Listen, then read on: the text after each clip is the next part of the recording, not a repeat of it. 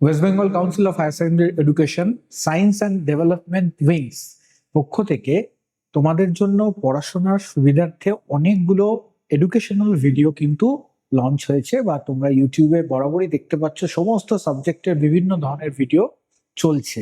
আশা করি তোমাদের পরীক্ষার প্রস্তুতি জোর কদমে চলছে এবং তোমরা পরীক্ষার জন্য ওয়েল প্রিপারেশন নিচ্ছ।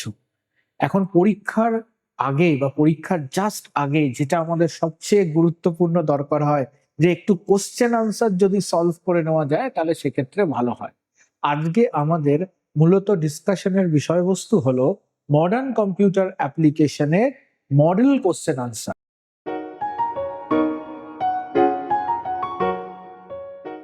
তোমরা হয়তো কাউন্সিল থেকে একটি বই বেরিয়েছে, সেটি দেখেছো যে মডেল কোশ্চেনের একটি বই বেরিয়েছে। অবশ্যই তোমরা সেই বইটি চর্চা করছো, সেই বইটি থেকে প্রশ্ন উত্তরগুলো সলভ করে তোমরা দেখাচ্ছ। আজকে আমরা বেসিক্যালি যেটা ডিসকাস করব সেটা হচ্ছে গিয়ে সেই মডেল কোশ্চেনের থেকে কিছু কিছু কোশ্চেন তুলে আমরা একটা কিভাবে আনসারগুলো আমরা লিখবো, বা আনসারটা কি হবে, বা একবার পড়াশোনাটাকে টোটালি রিভাইজ করে নেব। অর্থাৎ আজকে আমরা মডার্ন কম্পিউটার অ্যাপ্লিকেশনের কোশ্চেন আনসার নিয়ে ডিসকাস করব।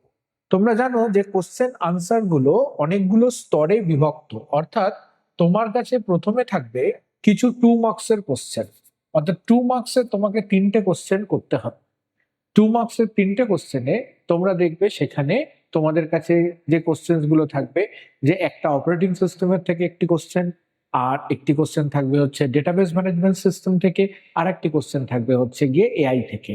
তাহলে প্রথমে থাকবে 2 মার্কসের 3টে কোশ্চেন, তারপর থাকবে হচ্ছে গিয়ে আমার 3 মার্কসের কোশ্চেন থাকবে 3টে, আর বাকি আমার কাছে কোশ্চেন থাকবে হচ্ছে গিয়ে 5 মার্কসের কিছু কোশ্চেন থাকবে সেক্ষেত্রে। তাহলে আমাদের এই কোশ্চেন্স গুলো কিন্তু কিছু স্প্লিটেড, অর্থাৎ নাম্বার বেস বিভক্ত।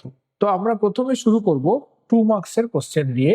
চলো দেখে নেওয়া যাক যে 2 মার্কসের কোশ্চেনে আমরা কি পড়ব। অপারেটিং সিস্টেম প্রথমে থাকছে।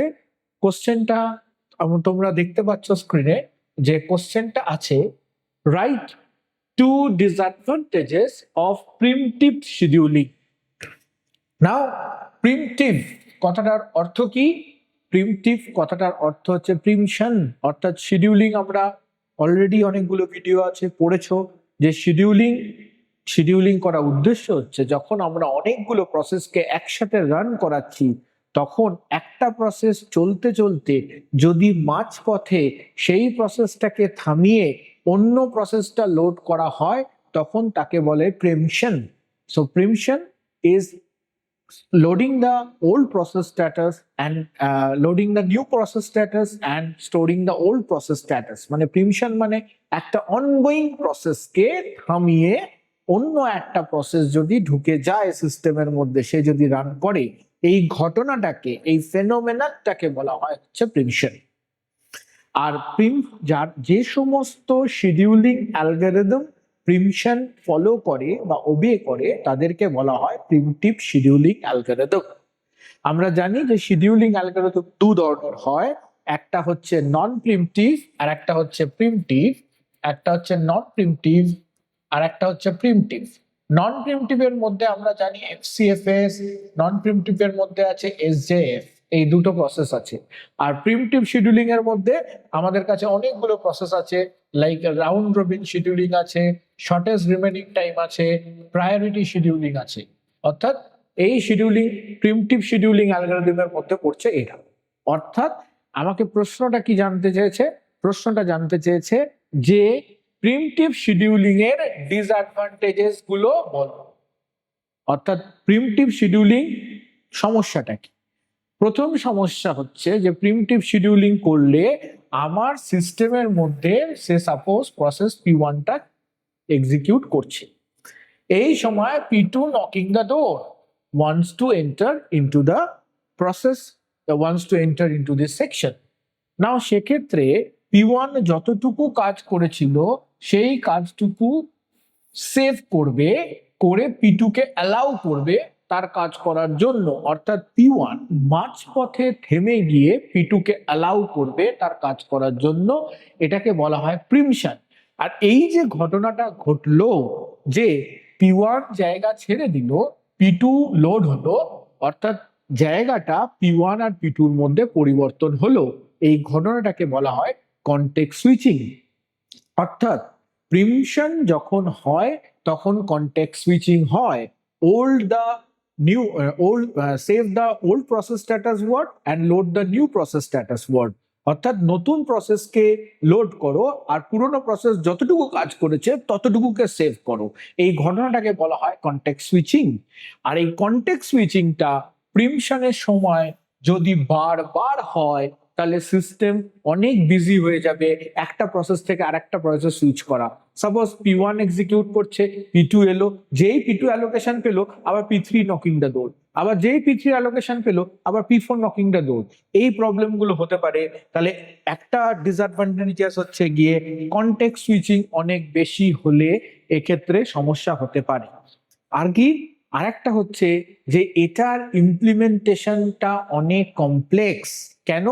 কারণ নর্মাল নন প্রিমশনের ক্ষেত্রে একজন ঢুকবে, সে কাজ করবে, তার কাজ শেষ হবে, সে বেরিয়ে যাবে, পরের জন আসবে, সে কাজ করবে, তারপর সে বেরিয়ে যাবে, অর্থাৎ নর্মাল প্রসেস। কিন্তু এক্ষেত্রে কি একজন ঢুকছে, সাপোজ একজন ন্যাটচ্যাটে আমরা দেখেছি যে প্রসেস P1 ঢুকলো, সে কিছুক্ষণ কাজ করলো, 3 সেকেন্ড কাজ করলো, তারপর আবার P2 ঢুকলো, আবার ঘুরে P1 এলো, আবার ঘুরে P4 এলো, তারপর আবার কিছুক্ষণ বাদে ঘুরে P2 এলো।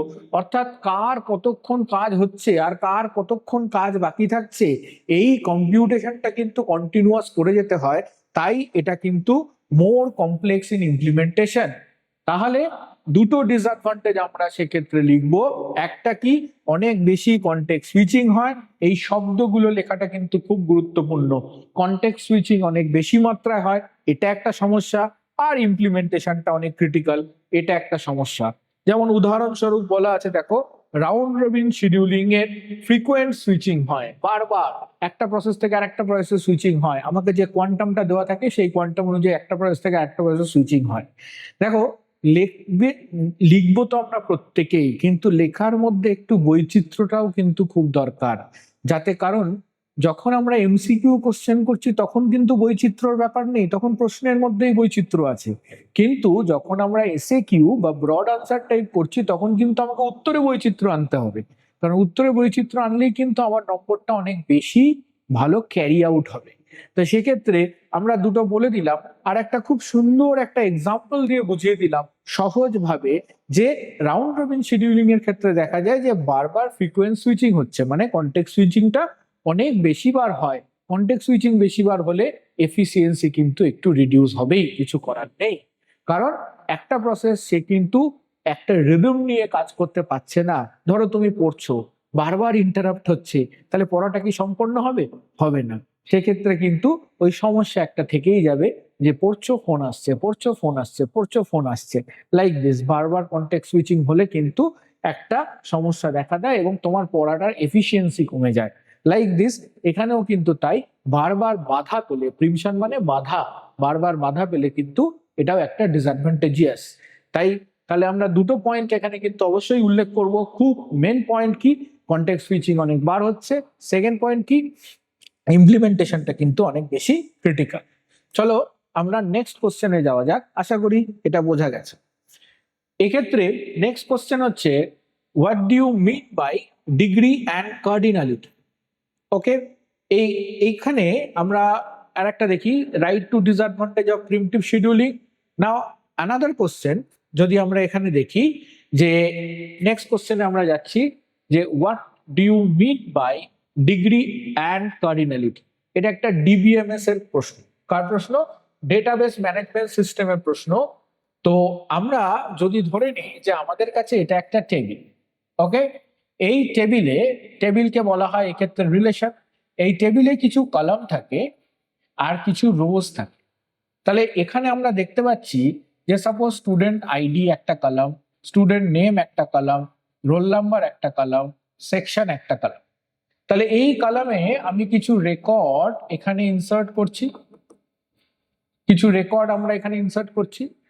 আমি এখানে ধরলাম স্টুডেন্ট S001, এখানে কিছু এস নেম লিখলাম না, এখানে পরপর আমি S025, 25টা রেকর্ডকে ইনসার্ট করলাম, অর্থাৎ আমার এখানে টোটাল 25টা রেকর্ডস আছে। তাহলে এই টেবিলটার ডিগ্রি বা কার্ডিনালিটি বলতে কি বোঝো? ডিগ্রি বলতে বোঝায় নাম্বার অফ অ্যাট্রিবিউট। কি বোঝায়? নাম্বার অফ অ্যাট্রিবিউট বা নাম্বার অফ অ্যারিটি বা নাম্বার অফ কলাম। অর্থাৎ এখানে আমার কাছে কটা কলাম আছে? 1 2 3 4, 4টে কলাম আছে, তাই এক্ষেত্রে ডিগ্রি হচ্ছে 4। আর কার্ডিনালিটি বলতে বোঝায় নাম্বার অফ পার্টিসিপেশন, অর্থাৎ আমার টেবিলের যে রেকর্ড গুলো আছে সেগুলো অন্য টেবিলের সাথে পার্টিসিপেশন করছে, বা আমার টেবিলের নাম্বার অফ রোজ হচ্ছে গিয়ে কার্ডিনালিটি। তাহলে এখানে নাম্বার অফ রোজ কটা আছে? নাম্বার অফ রো 25টা আছে। দেখো কত সোজা আনসার। তাহলে কার্ডিনালিটি হচ্ছে গিয়ে আমি এখানে করবো 25। তাহলে এই ক্ষেত্রে আমার ডিগ্রি হচ্ছে 4 আর কার্ডিনালিটি হচ্ছে গিয়ে 25। তাহলে আমরা ডেফিনেশনটা একবার দেখে নিই। ডিগ্রি কি? Number of attribute in a table, right? তাহলে এইখানে যে এক্সাম্পলটা দেখতে পাচ্ছ তোমরা বলো কটা কলাম আছে? এখানে আমরা দেখতে পাচ্ছি 1 2 3 কলাম আছে, তাহলে সেক্ষেত্রে ডিগ্রি হবে 3। আচ্ছা, এই টেবিলে রেকর্ড কটা আছে? 1 2 3 4 5, 5টা রেকর্ড আছে, তাই কার্ডিনালিটি হচ্ছে 5। কার্ডিনালিটি কি? Number of records in a table. Okay, তাহলে এখানে দেখো একটা ছোট করে এক্সাম্পল দিয়ে দিয়েছি, ছবি দিয়ে দিয়েছি। আমরা এরকমও লিখে দিতে পারতাম number of attribute in a table, কেউ এক্সাম্পল লিখবে, কেউ লিখে দেবে, আর number of record in a table call cardinality. কিন্তু আমি বলবো এরকম একটা ছবি এঁকে তোমরা সুন্দর করে বুঝিয়ে দাও, দেখো জিনিসটা কত ক্লিয়ার হয়ে গেল। পরীক্ষায় যখন আমরা প্রশ্নোত্তর লিখছি তখন কিন্তু উত্তর লেখার সময় আমার উদ্দেশ্য এটা থাকবে না যে দেখো আমি কতটা জানি সেটা জানান দিচ্ছি। আমার উদ্দেশ্য এটা থাকবে যে আমি কতটা ভালো বোঝাতে পারছি। অর্থাৎ যে প্রশ্নটা আমি লিখছি সেই প্রশ্নটার ভালো উত্তর লেখা মানে হচ্ছে যে আমি প্রশ্নটাকে সহজে বর্ণনা করতে পারছি, বা উত্তরটা দিয়ে আমি প্রশ্নটাকে সহজে বোঝাতে পারছি। অর্থাৎ যিনি তোমার খাতা দেখবেন তিনি যখন দেখবেন যে তুমি এত সুন্দর করে বোঝাচ্ছ, তখন তোমাকে ফুল মার্কস দিতে বাধ্য, এবং সেই জায়গা থেকে কিন্তু এতে ভালো নম্বর ক্যারি হয়। অনেক বেশি বেশি লিখলে কিন্তু ভালো নম্বর ক্যারি হয় না। সহজে কোনো জিনিসকে যদি আমি বোঝাতে পারি সেটাই কিন্তু অনেক বেশি নম্বর ক্যারি হয়। নাও আমরা পরবর্তী প্রশ্নে চলে আসি। পরবর্তী প্রশ্ন হচ্ছে right two advantages of referential integrity constrain. এবার প্রথমে এটা কার প্রশ্ন? এটা ডিবিএমএস এর প্রশ্ন, যে ডেটাবেস ম্যানেজমেন্ট সিস্টেমে রেফারেন্সিয়াল ইন্টিগ্রিটি কনস্ট্রেইন বলতে তুমি কি বোঝো? নাও রেফারেন্সিয়াল ইন্টিগ্রিটি কনস্ট্রেইন হচ্ছে গিয়ে যখন আমরা একটা টেবিলের প্রাইমারি কিকে যখন অন্য টেবিলে রেফার করি, তখন যে টেবিলে রেফার করেছি সেই টেবিলে ওইটাকে বলা হয় ফরেন কি। আর যেহেতু একটা টেবিলের কোনো একটা অ্যাট্রিবিউটকে অন্য টেবিলে রেফার করছি, সেই টেবিলে রেফার করার ফলে আমরা যখন ওই টেবিলে কোনো রেকর্ডকে মেনটেন করব, তখন আমাকে কিছু কনস্ট্রেন্ট বা প্রতিবন্ধকতার মধ্যে দিয়ে যেতে হয়। আর সেই প্রতিবন্ধকতাটা কিছুই নয়, প্রতিবন্ধকতাটা হচ্ছে একটা নিয়ম, যে সেই নিয়মটাকে বলছে রেফারেন্সিয়াল ইন্টিগ্রিটি কনস্ট্রেন্ট। ইন্টিগ্রিটি মানে দুটো টেবিলের মধ্যে আমি একটা টেবিলের কোনো একটা অ্যাট্রিবিউটকে অন্য টেবিলে রেফার করেছি, এটাকে বলে রেফারেন্স। ফলে দুটো টেবিলের সম্পর্ক তৈরি হয়েছে, এটাকে বলে ইন্টিগ্রিটি। আর এই সম্পর্কের যে প্রতিবন্ধকতা, এই সম্পর্কের যে নিয়ম, সেটাকে বলে কনস্ট্রেন্ট। তাহলে হলো রেফারেন্সিয়াল ইন্টিগ্রিটি কনস্ট্রেন্ট। বুঝলে? তাহলে এই জায়গা থেকে দাঁড়িয়ে এর অ্যাডভান্টেজ কি? ধরো আমি এখানে দেখতে পাচ্ছি যে আমার একটা কাস্টমার টেবিল আছে, আর এখানে আমার কাছে একটা অর্ডার টেবিল আছে। কাস্টমার টেবিলে আমরা যদি দেখি যে আমার কাছে কাস্টমার আইডিটা হলো প্রাইমারি কি, আর সেইটাই যখন আমি অর্ডার টেবিলে এসছে সেটাকে আমার কাছে হয়ে গেল ফরেন কি। অর্থাৎ কাস্টমার টেবিলের প্রাইমারি কি কাস্টমার আইডিটা রেফার করেছি আমরা অর্ডার টেবিলের কাস্টমার আইডিতে। তাহলে এই কাস্টমার আর অর্ডারের মধ্যে একটা রিলেশনশিপ তৈরি হয়েছে। এই কলামটা রেফার করার জন্য এই দুটো টেবিলের মধ্যে একটা রিলেশনশিপ তৈরি হয়েছে। অর্থাৎ both these two table somehow integrated by the reference of this customer ID. তাহলে সেক্ষেত্রে এই কাস্টমার আইডিটা যখন এইখানে আসছে এবং এর ফলে কি এখানে এবার কনস্ট্রেন্টটা কি, কনস্ট্রেন্টটা হচ্ছে ধরো মূল টেবিল কোন টেবিল, কাস্টমার টেবিল। কাস্টমার টেবিলে যে আইডিটা থাকবে না সেই আইডিটা আমার কিন্তু এই রেফারেন্স টেবিল বা অর্ডার টেবিলেও থাকবে না। অর্থাৎ ধরে নাও যে কাস্টমার টেবিলে 4 বলে কোনো আইডি নেই, তাহলে আমি কিন্তু এখানে 4 বলে আইডি আনতে পারবো না। কাস্টমার টেবিলে আমার যে রেকর্ড গুলো থাকবে সেই কাস্টমার আইডি কিন্তু আমি এখানে ইনকর্পোরেট করতে পারবো, অন্য কোনো আইডিকে ইনকর্পোরেট করতে পারবো না। তাহলে এটা হলো আমার সম্পর্কের নিয়ম বা বাধা বা কনস্ট্রেন্ট বা প্রতিবন্ধকতা, সেটা হচ্ছে গিয়ে এটাকে বলছে রেফারেন্সিয়াল ইন্টিগ্রিটি কনস্ট্রেন্ট। তাহলে কি, তাহলে ধরো এমন কাস্টমার বাস্তবে এক্সিস্ট করে না কিন্তু তার নামে একটা ভুয়ো অর্ডার তৈরি করে দেওয়া হচ্ছে, সেটা করতে পারবো না। তার কারণ যে কাস্টমার টেবিলে এক্সিস্ট করবে সেই কাস্টমারই কিন্তু আমি এই অর্ডার টেবিলে আনতে পারবো, অন্য কোনো কাস্টমারকে কিন্তু আমি এখানে ব্রিং ব্যাক করতে পারবো না। তার জন্য এই ক্ষেত্রে আমরা বলতে পারি যে এই ক্ষেত্রে ইট প্রিভেন্টস ইনভ্যালিড ডেটা এন্ট্রি। আমি ভুলবশত কোনো এমন কাস্টমারকে এন্টার করতে পারবো না অর্ডার টেবিলে যে কাস্টমার এক্সিস্ট করে না। Got it? আরেকটা কি, আরেকটা হচ্ছে গিয়ে যেগুলো এখানে থাকবে আমি শুধুমাত্র তাদেরকে নিয়েই কাজ করতে পারবো। এটা কি করতে পারে, মেনটেন ডেটা কনসিস্টেন্সি, অর্থাৎ আমি এদেরকে নিয়েই কাজ করতে পারবো এবং কনসিস্টেন্টলি এরাই থাকবে, এটাকে প্রুভ করে মেনটেন ডেটা কনসিস্টেন্সি, অর্থাৎ দুটো টেবিলের মধ্যে একটা সম্পর্ক স্থাপন করছে। আর অ্যাট দ্য সেম টাইম এটা আমি ভুলভাল এন্ট্রি কিন্তু চাইলে করতে পারবো না। যেমন দেখো এখানে বলা হয়েছে যে এক্সাম্পলে customer ID is the primary key and customer in a customer table, and this customer ID refer to the order table, here it is called foreign key, right? অর্থাৎ এই কিটাকে বলছে এখানে হচ্ছে এটা ফরেন কি, whereas এখানে হচ্ছে এটা প্রাইমারি কি, it is called PK and it is called FK, foreign key. Okay, and constraint key যে it prevents invalid data entry, and there is a relationship, it creates a relationship between two tables, এটাও একটা advantage যে it creates a relationship among two tables। আরেকটা advantage হচ্ছে গিয়ে it maintain data consistency। তাহলে তুমি advantages লিখলে তার সাথে সাথে একটা সুন্দর করে উদাহরণও দিয়ে দিলে খুব ভালো করে জিনিসটা বোঝানো যায়, কারণ ছবির মধ্যে দিয়ে তোমার মনে রাখতেও সুবিধা হবে আর তোমার লিখতেও কিন্তু মনে থাকবে জিনিসটা। তাহলে এটা হয়ে গেল আমার দুটি অ্যাডভান্টেজ।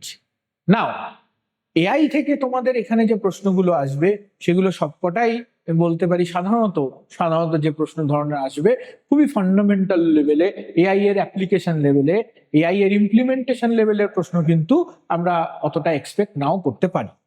এখানে যেমন প্রশ্নটা দেখেই বুঝতে পারবে যে mention 2 scopes of AI related in education, অর্থাৎ তুমি পড়াশোনার ক্ষেত্রে এআই এডুকেশনের সাথে কিভাবে রিলেটেড সেটা দেখো। তোমরা তো এখন প্রচন্ড ভাবে পড়াশোনার ক্ষেত্রে এআইটাকে ব্যবহার করছো, এন্ড আই নো যে তোমরা অনেকেই চ্যাটজিপিটি ইউজ করছো, অনেকেই জেমিনা ইউজ করছো, পারপ্লেক্সিটি ইউজ করছো, ডিপসিক ইউজ করছো, প্রচুর তোমরা জেনারেটিভ প্রিট্রেন ট্রান্সফর্মার বা জিপিটি যেটাকে বলে, তোমরা প্রচুর কিন্তু এরম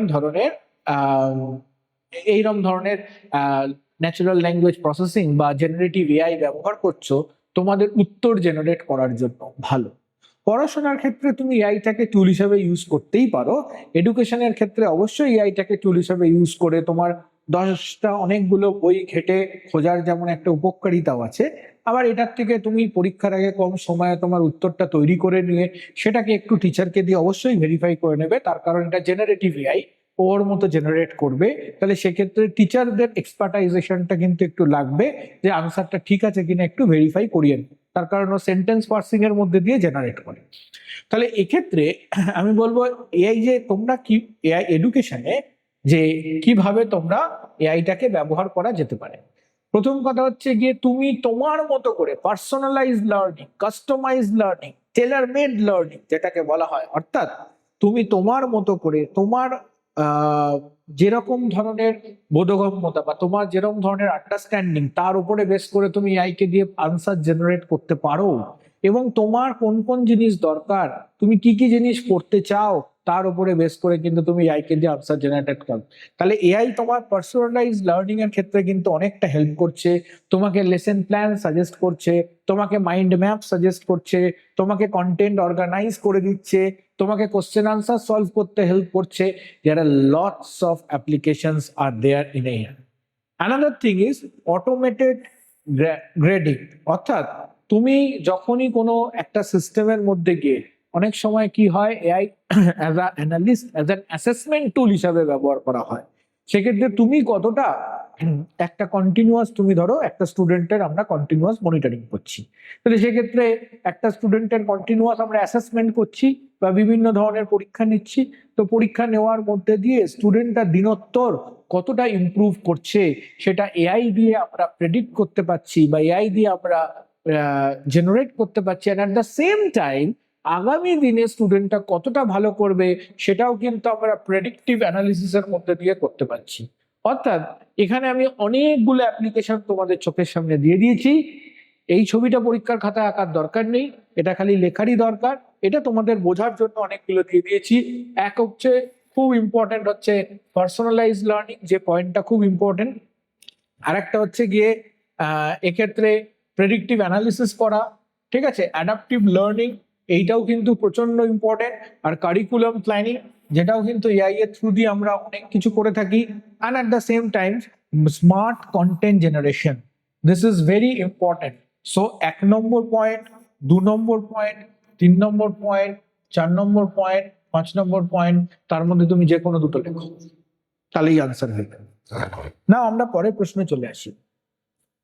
ওকে, পরের প্রশ্ন খুব ইজি।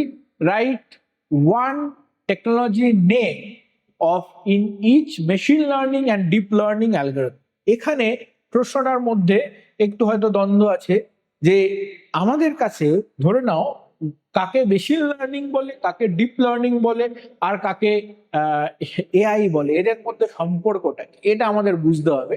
বুঝলে আমরা খুব সহজেই এই প্রশ্নের উত্তরগুলো করতে পারবো। ওকে, দেখো, আমাদের এআইটা হচ্ছে একটা ধারণা, যে ধারণাটা দিয়ে আমরা হিউম্যান ব্রেনকে মিমিক করতে পারি। ওকে, অর্থাৎ বলছে যে machine can think and act like a human, অর্থাৎ মেশিন যখন হিউম্যান লাইক চিন্তা ভাবনা করতে পারে বা হিউম্যানের মতো সিদ্ধান্ত নিতে পারে, এটাকেই বলা হয়। অর্থাৎ এই মেশিনের মধ্যে আমরা একটা বুদ্ধিমত্তাকে ইনজেক্ট করছি, আমাদের মধ্যে যে বুদ্ধিমত্তাটা থাকে সেটাকে বলে ন্যাচারাল ইন্টেলিজেন্স, আর মেশিনের মধ্যে যে বুদ্ধিমত্তাটা থাকে সেটা আমরা ইনজেক্ট করছি তার মধ্যে, সেটাকে বলা হয় আর্টিফিশিয়াল ইন্টেলিজেন্স। তাহলে যখন আর্টিফিশিয়াল ইন্টেলিজেন্স হচ্ছে আর কিছুই না, আর্টিফিশিয়াল ইন্টেলিজেন্স একটা ধারণা বা আর্টিফিশিয়াল ইন্টেলিজেন্স একটা কম্পিউটেশন, যেটার মধ্যে দিয়ে আমি মেশিনকে ইন্টেলিজেন্ট করে তুলছি এবং তার মধ্যে আর্টিফিশিয়াল ইন্টেলিজেন্স ডেভেলপ করছি। আর এই আর্টিফিশিয়াল, আমাদের মধ্যে ইন্টেলিজেন্সই আসে কি করে, আমরা হাউ উই বিকেম ইন্টেলিজেন্ট, আমরা একমাত্র ইন্টেলিজেন্ট হতে পারি লার্নিং এর মধ্যে দিয়ে, সেটা পড়াশোনা বলো বা সমাজ থেকে শেখা বলো, লার্নিং এর মধ্যে দিয়ে। তাহলে ভাবো মেশিন কি করে ইন্টেলিজেন্ট হবে, তাহলে মেশিনকেও ইন্টেলিজেন্ট করার জন্য যে পদ্ধতি, তাকে বলা হয় মেশিন লার্নিং। মেশিনকে ইন্টেলিজেন্ট করে তোলার জন্য দরকার হয় মেশিন লার্নিং, অর্থাৎ to achieve AI through machine we need machine learning. এবং মেশিন লার্নিং এর অনেকগুলো টেকনিক আছে, তার মধ্যে যখন এই মেশিন লার্নিং বিভিন্ন পদ্ধতিতে আমি করতে পারি, তার মধ্যে আরেকটা পদ্ধতি, সেটা হচ্ছে গিয়ে নিউরাল নেটওয়ার্ক। অর্থাৎ নিউরাল নেটওয়ার্ক কি আমি একটু বলি। আমাদের চিন্তা শক্তি কোত্থেকে প্রসূত হয় বা চিন্তা শক্তি আসে কোত্থেকে, ব্রেন থেকে। ব্রেনে কি থাকে, নিউরন। আর সেই নিউরন, অনেক লক্ষ লক্ষ নিউরন ব্রেনে একে অপরের সাথে কানেক্টেড থাকে। আর যখন নিউরন গুলো একে অপরের সাথে কানেক্টেড হয়, তখন তাকে বলে নিউরাল নেটওয়ার্ক। অর্থাৎ মানুষের যে ব্রেনটা, সেটা একটা নিউরাল নেটওয়ার্ক।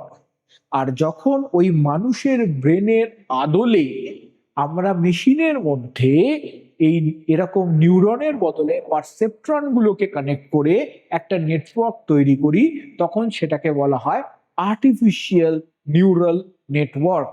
অর্থাৎ যখন আমরা সেই ব্রেনকে ট্রেন করা মানে কি, তখন নর্মাল ট্রেনিং ব্রেনকে আমরা যখন দিই, ব্রেনকে ট্রেন করি, আমরা কোনো কিছু শিখি আমরা, ঠিক সেরকম ভাবেও কিন্তু মেশিনের আর্টিফিশিয়াল নিউরাল নেটওয়ার্ককেও ট্রেন করা যায়।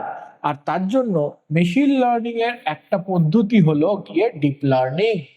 তাহলে আমরা এআইটা হচ্ছে গিয়ে ব্রডার ডোমেন, এআই অ্যাচিভ করার জন্য আমার একটা প্রসেস হচ্ছে মেশিন লার্নিং, আর মেশিন লার্নিং এর ওয়ান অফ দ্য টুল হচ্ছে গিয়ে ডিপ লার্নিং।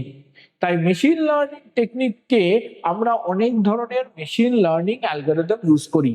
সেক্ষেত্রে আমরা ক্লাসিফিকেশনের জন্য ক্লাসিফিকেশন, ক্লাস্টারিং, অ্যাসোসিয়েশন, এই তিনটে উদ্দেশ্য থাকে। ক্লাসিফিকেশন মানে কোনো বস্তুটা কি বস্তু সেটা নির্ধারণ করা। ক্লাসিফিকেশন করার জন্য আমি অনেক অ্যালগরিদম ইউজ করি, যেমন কেএনএন অ্যালগরিদম আমরা ইউজ করি, যেমন ডিসিশন ট্রি অ্যালগরিদম আমরা ইউজ করে থাকি, যেমন name base classifier algorithm use করে থাকি। দেয়ার আর সো মেনি অ্যালগরিদম আমরা ইউজ করি। তাই মেশিন লার্নিং টুল হিসাবে আমি ডিসিশন ট্রি বলতে পারি, কেএনএন বলতে পারি, আমি নেভ বায়াস বলতে পারি, বেস থিওরাম বলতে পারি, এরকম অনেকগুলো উদাহরণ আছে। আর ডিপ লার্নিং এর ক্ষেত্রে কি হয়, যখন আর্টিফিশিয়াল নিউরাল নেটওয়ার্কে হিডেন লেয়ার মোর দ্যান 2 থাকে, অনেক কমপ্লেক্স আর্টিফিশিয়াল নিউরাল নেটওয়ার্ক যখন আমরা তৈরি করি, এখানে একটা নিউরাল নেটওয়ার্ক থাকে, ইনপুট লেয়ার থাকে, হিডেন লেয়ার থাকে, আর আউটপুট লেয়ার থাকে, এই তিনটে লেয়ার থাকে। এই হিডেন লেয়ারে যখন মোর দ্যান 2 লেয়ার্স থাকে, তখন সেটাকে বলা হয় ডিপ নিউরাল নেটওয়ার্ক বা ডিপ লার্নিং। ঠিক আছে, তাহলে সেক্ষেত্রে আর্টিফিশিয়াল নিউরাল নেটওয়ার্ক বা এএনএন, এটা হচ্ছে ডিপ নিউরাল নেটওয়ার্কের একটা মূল টুল বলতে পারি। এখানে ডিপ নিউরাল নেটওয়ার্কে সাধারণত 3 ধরনের হয়, একটা এএনএন আর্টিফিশিয়াল নিউরাল নেটওয়ার্ক, একটা আরএনএন রেকারেন্ট নিউরাল নেটওয়ার্ক, আর একটা সিএনএন কনভলিউশন নিউরাল নেটওয়ার্ক। যখন আমরা অঙ্ক, সংখ্যা, এই সমস্ত ধরনের জিনিস নিয়ে কাজ করি তখন এএনএন। আরএনএন কি, যখন আমরা টেক্সট, ভাষা, ল্যাঙ্গুয়েজ এগুলো নিয়ে কাজ করি তখন আরএনএন। আর যখন আমরা ছবি, ভিডিও এগুলো নিয়ে কাজ করি তখন সিএনএন, কনভলিউশন নিউরাল নেটওয়ার্ক। তাহলে আমি এখানে ডিপ লার্নিং হিসাবে এই তিনজনের মধ্যে যে কোনো একটা লিখতে পারি। তাহলে আমার উত্তর খুব সিম্পল, এক কথায়। এটা তোমাদের বোঝার জন্য, মনে রাখার জন্য বললাম, কারণ এখান থেকে প্রশ্নটা হয়তো অন্য ভাবেও আসতে পারে। সেক্ষেত্রে এটা মনে রাখলে আমি সমগ্র প্রশ্নটাই উত্তর করতে পারবো যে ডিপ লার্নিং এ কি কি আছে: ANN artificial neural network, RNN recurrent neural network, CNN convolution neural network. অর্থাৎ 3 ধরনের উদাহরণ হতে পারে। ওকে, তাহলে এগুলো আমাদের গেল হচ্ছে গিয়ে কি, আমরা এটা করলাম যে 2 নম্বরের প্রশ্ন। এবার আমরা আসব 3 নম্বরের প্রশ্ন। 3 নম্বরের প্রশ্ন আবার কি বললাম যে 3 নম্বরের প্রশ্ন, সেক্ষেত্রে আমার কাছে কি থাকবে, 3 নম্বরের প্রশ্ন কটা থাকবে? 3টে 3 নম্বরের প্রশ্ন থাকবে। ঠিক আছে, একটা থাকবে ওএস থেকে, একটা থাকবে ডিবিএমএস থেকে, আর একটা থাকবে এআই থেকে। অর্থাৎ এখানে ওএস থেকে 2টো প্রশ্ন থাকবে, তার মধ্যে একটা করতে হবে, ডিবিএমএস থেকে 2টো প্রশ্ন থাকবে, তার মধ্যে একটা করতে হবে, আর এআই থেকে 2টো প্রশ্ন থাকবে, তার মধ্যে একটা করতে হবে। অর্থাৎ 6টা প্রশ্নের মধ্যে শুধুমাত্র 3টে প্রশ্ন করতে হবে আমাদের কি। তাহলে আমার কাছে আছে, সুতরাং অসুবিধা নেই। তাহলে আমরা সেক্ষেত্রে দেখে নিই যে নেক্সট প্রশ্ন কি দেওয়া আছে। What is the difference between FCFS scheduling and SJF scheduling? FCFS কি, ফার্স্ট কাম ফার্স্ট সার্ভ, আর SJF কি, শর্টেস্ট জব ফার্স্ট। দেখো নাম দিয়েই কিন্তু আমার হয়ে যায়, পার্থক্যটা কিন্তু নাম দিয়েই হয়ে যায়, আর কিছু মনে রাখতে লাগে না। অর্থাৎ FCFS এ কি হয়, যে প্রসেস আগে আসবে সে প্রসেস আগে রান করবে, হলো। আর শর্টেস্ট জব ফার্স্ট কি, একটা প্রসেস যখন আসে তখন তার একটা সিপিইউ বার্স্ট থাকে। সিপিইউ বার্স্ট কি, যে প্রসেসটা কতক্ষণ সময় নেবে এক্সিকিউট করার জন্য, এটাকে বলা হয় সিপিইউ বার্স্ট। সে সাপোজ ধরে নাও আমার কাছে প্রসেস P1 আছে, এন্ড আমার কাছে প্রসেস P2 আছে, প্রসেস P3 আছে। ওকে, P1 এর সিপিইউ বার্স্ট হচ্ছে 20 সেকেন্ড, এটা হচ্ছে গিয়ে 5 সেকেন্ড, এটা হচ্ছে গিয়ে 15 সেকেন্ড, আর এটা হচ্ছে গিয়ে 6 সেকেন্ড। তাহলে এটাকে বলছে প্রসেস, এটাকে বলছে প্রসেস, আর এটা হচ্ছে সিপিইউ বার্স্ট। ওকে, তাহলে ফার্স্ট কাম ফার্স্ট সার্ভের ক্ষেত্রে যদি আমি ন্যাট চ্যাট করি, এখানে ন্যাট চ্যাট কি হবে, আমরা ধরে নিচ্ছি all the process are at the same time and that is zero, সমস্ত প্রসেস একই সময় এসছে, দ্যাট ইজ জিরো। তাহলে অর্ডার অফ প্রসেস কি, প্রথমে P1 এসছে, তাই P1 আগে কাজ করবে, তাহলে 0 থেকে 20, তারপরে কে গেল P2 গেল, তাহলে 35, তারপরে কে গেল P3 গেল, তাহলে 41। তাহলে this is the order of execution for FCFS, first come first serve. আর যদি বলি SJF এর ক্ষেত্রে, তাহলে আমার অর্ডার অফ এক্সিকিউশনটা কি, SJF এর ক্ষেত্রে অর্ডার অফ এক্সিকিউশন সবাই যখন একই সাথে চলে এসছে, কিন্তু তার মধ্যে শর্টেস্ট জব কোনটা, শর্টেস্ট জব হচ্ছে 6, অর্থাৎ এখানে আসবে P3 আগে আসবে, 6 ইউনিট কাজ করলো, তারপরে শর্টেস্ট জব কে P2, তারপরে আসবে হচ্ছে P2, তাহলে কতক্ষণ কাজ করলো, তাহলে 15 আর 6 21 কাজ করলো, অ্যান্ড তারপরে কে আসবে, তারপরে আসবে হচ্ছে গিয়ে P1, সে 41 অব্দি কাজ করবে। তাহলে এদের অর্ডার অফ এক্সিকিউশন কি, এর অর্ডার অফ এক্সিকিউশন হচ্ছে প্রথমে P3, তারপর P2, তারপর P1। আর এর অর্ডার অফ এক্সিকিউশন কি, এর অর্ডার অফ এক্সিকিউশন হচ্ছে P1, তারপরে P2, তারপরে P3। আমি একবার জাস্ট শিডিউলিংটা তোমাদেরকে মনে করিয়ে দিলাম। এবার চলো পার্থক্যটা দেখে নেওয়া যাক। তাহলে process is executed in order of arrive, অর্থাৎ যেভাবে প্রসেসগুলো এসছে, বাংলাতে লিখলে যেভাবে প্রসেসগুলো এসছে সেই অর্ডারেই প্রসেসগুলো এক্সিকিউট করবে, লাইক P1 P2 P3। এক্ষেত্রে process with shortest burst time, অর্থাৎ শর্টেস্ট বার্স্ট টাইম কার, 6, সিপিইউ বার্স্ট কার ছোট 6, তাই 6 আগে এক্সিকিউট করেছে, তারপরে কার ছোট 15, তাই 15 এক্সিকিউট করেছে, তারপরে কার ছোট 20, তাহলে 20 এক্সিকিউট করেছে। তাহলে process with shortest burst time will be executed first. This is the main difference. Simple to understand and implement, obviously, and simple, more efficient, and difficult to know the burst time. Burst time এর উপর base করে measure করা হয়, তাহলে সেক্ষেত্রে এটা efficient অনেক। কেন এফিশিয়েন্ট, কারণ হচ্ছে গিয়ে তুমি ধরো যে তুমি যদি P3 কে এক্সিকিউট করাতে যাচ্ছ, তাহলে P3 এখানে 35 সেকেন্ড ওয়েট করছে, whereas P3 এখানে 0 সেকেন্ড ওয়েট করছে, P1 এখানে ম্যাক্সিমাম যে লাস্টে আসছে তার ম্যাক্সিমাম ওয়েটিং টাইম হচ্ছে 21, আর এর ম্যাক্সিমাম ওয়েটিং টাইম হচ্ছে 35। তাহলে অপেক্ষার যে জায়গাটা, অর্থাৎ ওয়েটিং টাইমটা আমার FCFS এর ক্ষেত্রে অনেক বেশি কম্পেয়ার টু SJF। তাহলে দেখো, may causes long waiting time and it reduces the waiting time. খুব ইম্পর্টেন্ট পয়েন্ট, এই তিনটে পয়েন্টই অনেক concise and gist and important point, তিনটে পয়েন্টই কিন্তু আমরা লিখতে পারি FCFS আর SJF এর ক্ষেত্রে। ওকে, আবারও বলছি, ফার্স্ট কাম ফার্স্ট সার্ভ, যে আগে এসছে সে আগে যাবে, যার কাজ সবচেয়ে কম, শর্টেস্ট জব ফার্স্ট, সে আগে যাবে। ওকে, এই অর্ডারটাই কিন্তু মেন। তাহলে ক্লিয়ার, এটা গেল হচ্ছে 3 নম্বরের প্রথম প্রশ্ন। পরের প্রশ্ন চলে আসে যাক, write the characteristics of best fit first fit, best fit first fit. তোমরা জানো যে মেমরি অ্যালোকেশন স্কিমে বা মেমরি ম্যানেজমেন্ট স্কিমে মাল্টিটাস্কিং অ্যাচিভ করার জন্য আমরা মেমরিটাকে অনেকগুলো পার্টিশন করি। লেট মি এক্সপ্লেন, একটু ছবি এঁকে যদি বলি, যে আমরা যদি দেখি যে আমার কাছে ধরে নাও মেমরিটা আছে, তো মেমরিটাকে আমি, এটা ওএস আছে, এখানে আমি অনেকগুলো পার্টিশন করেছি। তো এটা 200, এটা 300, অ্যান্ড এটা হচ্ছে 400, এটা হচ্ছে 500। তাহলে অনেকগুলো পার্টিশন করছি। এবার আমার কাছে অনেকগুলো প্রসেস আছে, process P1, process P2, process P3, process P4, এরকম অনেকগুলো প্রসেস আছে। এটার সিপিইউ বাস টাইম 250, বা এটা বললাম যে এটার মেমরি লাগবে 250, এটার মেমরি লাগবে 300, এটার মেমরি লাগবে হচ্ছে গিয়ে 150, এটার মেমরি লাগবে 400। ওকে, নাও এবার হচ্ছে আমার কাছে দুটো আছে, একটা হচ্ছে বেস্ট ফিট আর একটা হচ্ছে ফার্স্ট ফিট। ওকে, ধরো তুমি জামা কাপড়ের ব্যাপারে সচেতন নয়, তুমি দোকানে গেলে তোমার যে জামাটা ফিট করছে একটুখানি দেখলে যে না এই জামাটা আমার হবে, চলো আমি নিয়ে চলো। সেক্ষেত্রে বাড়ি এসে দেখলে তুমি একটুখানি হয়তো বড় হচ্ছে তোমার ক্ষেত্রে, এটাও হতে পারে, কিন্তু তুমি অতটা ফিটিংস বা অত ধরনের সম্পর্কে অ্যাওয়ার নও। তাহলে সেক্ষেত্রে তুমি কি করবে?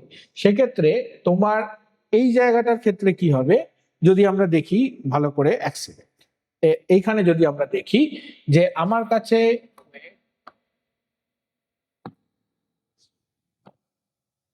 যদি আমরা দেখি যে আমার কাছে এই মেমোরিটার মধ্যে এটাকে বলছে ওএস, এটা হচ্ছে গিয়ে সে 250, এটা হচ্ছে 300, এটা হচ্ছে গিয়ে 400, অ্যান্ড এটা হচ্ছে গিয়ে 500। সে আমি বললাম যে আমার যে process P1, process P2, process P3, সে এটা ধরলাম 450, P3, প্রসেস P4 সে আমার কাছে 250 আছে।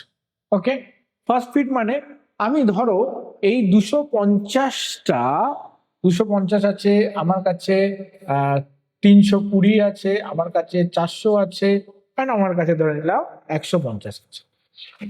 এরকম কিছু প্রসেস আছে। নাও সে আমি ধরে নিলাম P1 কে যখন আমি অ্যালোকেট করব, ফার্স্ট ফিট কি, আমি আমার মেমোরির প্রথমে যে অ্যাডিকুয়েট জায়গাটা পাবো সেখানেই লোড করব। মানে কি দাঁড়ালো, যে আমি প্রথম খালি জায়গা পেয়েছি 450, আমার কাছে আছে 250, তাহলে আমি 250কে লোড করব। ওকে, তাহলে 450-এর মধ্যে 250 লোড করলাম, আর যে অংশটুকু পড়ে থাকলো এটাকে 200, এইটাকে বলা হয় ইন্টারনাল ফ্র্যাগমেন্টেশন। ইন্টারনাল ফ্র্যাগমেন্টেশন অর্থাৎ যে 450 আমার জায়গাটা ছিল তার মধ্যে 250কে অ্যালোকেট করলাম, অবশিষ্ট যেটা পড়ে থাকলো সেটাই হচ্ছে ইন্টারনাল ফ্র্যাগমেন্টেশন। এবারে এটা গেল ফার্স্ট ফিট, অর্থাৎ ফার্স্ট যে অ্যাডিকুয়েট জায়গাটা আমি পাবো সেই অ্যাডিকুয়েট জায়গাতেই কিন্তু আমি আমার প্রসেসটাকে লোড করে দেব। কিন্তু বেস্ট ফিট হচ্ছে অনেক অর্গানাইজ, সে মাথায় রাখবে আমি এমন একটা পার্টিশনে তাকে লোড করব যাতে আমার ওয়েস্টেজ কম হয়। তাহলে এই সেম প্রসেস যদি বেস্ট ফিটে লোড হয় তাহলে বলো কোথায় লোড হবে? অবশ্যই সেটা 300 এ লোড হবে, তার কারণ এখানে মাত্র 50 কেবি ইন্টারনাল ফ্র্যাগমেন্টেশন থাকবে। অর্থাৎ ফার্স্ট ফিট হলো আমি শুরুতেই যে অ্যাডিকুয়েট জায়গাটা পাবো সেটা লোড করে দেবো, আর বেস্ট ফিট হলো যে আমি এমন একটা পার্টিশন খুঁজে বের করব যেখানে লোড করলে আমার ইন্টারনাল ফ্র্যাগমেন্টেশন অনেক কম হয়, অর্থাৎ আমার ওয়েস্টেজ অনেক কম হয়। তাহলে একবার দেখে নেওয়া যাক। তাহলে এক্ষেত্রে আমাদের কাছে কি কি বলছে, বলছে যে allocates the first available memory block that is big enough, অর্থাৎ আমার প্রসেসটাকে লোড করার জন্য যে পর্যাপ্ত পরিমাণে জায়গা যদি থাকে, দ্যাট ইজ বিগ এনাফ মানে পর্যাপ্ত পরিমাণে জায়গা যদি থাকে তাহলে আমি সেখানেই লোড করে দেবো। ফার্স্ট অ্যাভেলেবল মেমোরি, যে মেমোরিটা প্রথমে পাবো যাতে পর্যাপ্ত পরিমাণে মেমোরি আছে তাহলে তাকেই লোড করবো। আর একটা কি, সিম্পল অ্যান্ড ফাস্ট মেথড, অত চেকিং এর দরকার, আমি জায়গা পেয়েছি লোড করে দিচ্ছি, পরিষ্কার। যেমন if the blocks are 100, 200 and 300 কেবি, যদি আমি যে পার্টিশনটা করেছি যে আমার ব্লকটা যদি থাকে একটা প্রথমটা 100, তারপরেরটা 200 and তারপরেরটা 300 কেবি, তাহলে সেক্ষেত্রে if the process is 150 কেবি দেন 200 কেবিটা হচ্ছে আমার অ্যাডিকুয়েট স্পেস, 200 কেবিটা অ্যাডিকুয়েট স্পেস, তাহলে আমি এই 200 কেবিতে কিন্তু লোড করে দেব। ওকে, 200 কেবিতে কিন্তু আমি লোড করে দেবো, and that is what is call এই 150 কেবিটা আমি কোথায় লোড করবো? 200 কেবিতে। ওকে, নাও এক্ষেত্রে যদি আমি ফার্স্ট স্পেস যেটা অ্যাডিকুয়েট স্পেস পেয়েছি তাই সেক্ষেত্রে আমি এখানেই লোড করেছি। তাহলে এখানে ধরে নাও it allocates the smallest block that fits, now best fit কি, allocates the smallest block that fits the process, অর্থাৎ যত সবচেয়ে কম জায়গা অপচয় হবে।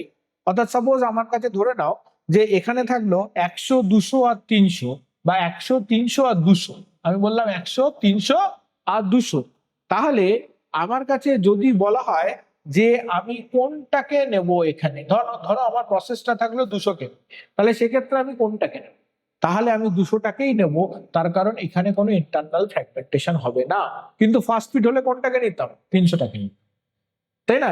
ফার্স্ট অ্যাডিকুয়েট স্পেস, এক্ষেত্রে আমার সবচেয়ে কম জায়গা অপচয় হবে সেক্ষেত্রে।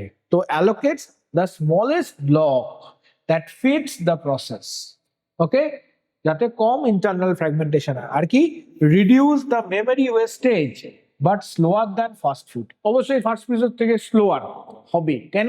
কারণ আমাকে জায়গাটা তো খুঁজতে হবে, খুঁজে বের করতে হবে যে কোন জায়গাটা আমার জন্য সামঞ্জস্যপূর্ণ, কোথায় আমার কম খরচ হবে, কোথায় আমার কম অপচয় হবে, সেটা খোঁজার জন্য কিন্তু আমার এই জায়গাটা দরকার। ওকে, তাহলে that is what is called like first fit and best ফিটের মধ্যে পার্থক্য। তাহলে বেস ফিটের ক্ষেত্রে ইন্টারনাল ফ্র্যাগমেন্টেশন কম হয়, ফার্স্ট ফিটের ক্ষেত্রে ইন্টারনাল ফ্র্যাগমেন্টেশন বেশি হয়। তাহলে আমার 2-3 নম্বর অপারেটিং সিস্টেমের প্রশ্ন হয়ে গেল। এবার আমরা পরের প্রশ্ন চলি। তাহলে পরের প্রশ্ন দেখে নিই যে কি বলছে। Now write the syntax and function of any 3 DML command. না, what is DML?